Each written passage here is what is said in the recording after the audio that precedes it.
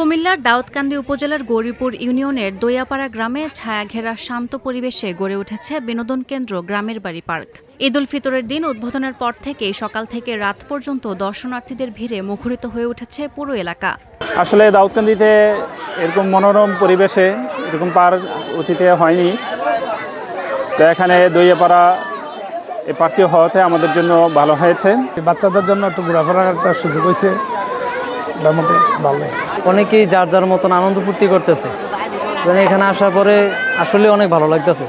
প্রতিদিন সকাল 11টা থেকে রাত 10টা পর্যন্ত খোলা থাকা এই পার্কে পরিবার পরিজন নিয়ে সময় কাটাতে আসছেন স্থানীয়রা। শিশুদের খেলাধুলা, খোলা বাতাসে বসার জায়গা আর প্রাকৃতিক পরিবেশ সব মিলিয়ে স্বস্তির এক ঠিকানা হয়ে উঠেছে গ্রামের বাড়ি পার্ক। পার্ক কর্তৃপক্ষ জানিয়েছে, যুব সমাজকে মাদক ও মুঠোফোনে আসক্তি থেকে দূরে রাখতে সুস্থ বিনোদনের লক্ষ্যেই এই উদ্যোগ নেওয়া হয়েছে।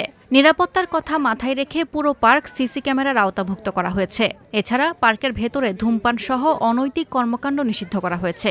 ঈদের দিন প্রায় 6000 এবং পরদিন 3000 টিকিট বিক্রি হয়েছে বলে জানিয়েছে কর্তৃপক্ষ। দর্শনার্থীরা বলছেন, গ্রামীণ পরিবেশে এমন একটি বিনোদন কেন্দ্র এলাকাবাসীর দীর্ঘদিনের দাবি ছিল। শিশুদের নিয়ে সময় কাটানোর পাশাপাশি পরিবারের সঙ্গে স্বস্তির মুহূর্ত কাটানোর সুযোগ তৈরি হয়েছে। পার্কটাতে এমনিতে ঈদের মধ্যে মানুষের উপচে পড়া ভিড় লক্ষণীয়, তো পার্কটার সবকিছু বিবেচনা করে পার্কটা খুবই সুন্দর এবং মনোমুগ্ধকর। আলহামদুলিল্লাহ খুব ভালোই লেগেছে, তবে আর একটু সাজসজ্জা করলে আরও ভালো লাগতো, আর একটু লাইটিং দিলে আরও সুন্দর হতো। তবে কেউ কেউ বলছেন, কিছু আকর্ষণীয় সাজসজ্জা ও সুযোগ সুবিধা বাড়ানো হলে পার্কটি আরও আকর্ষণীয় হয়ে উঠবে।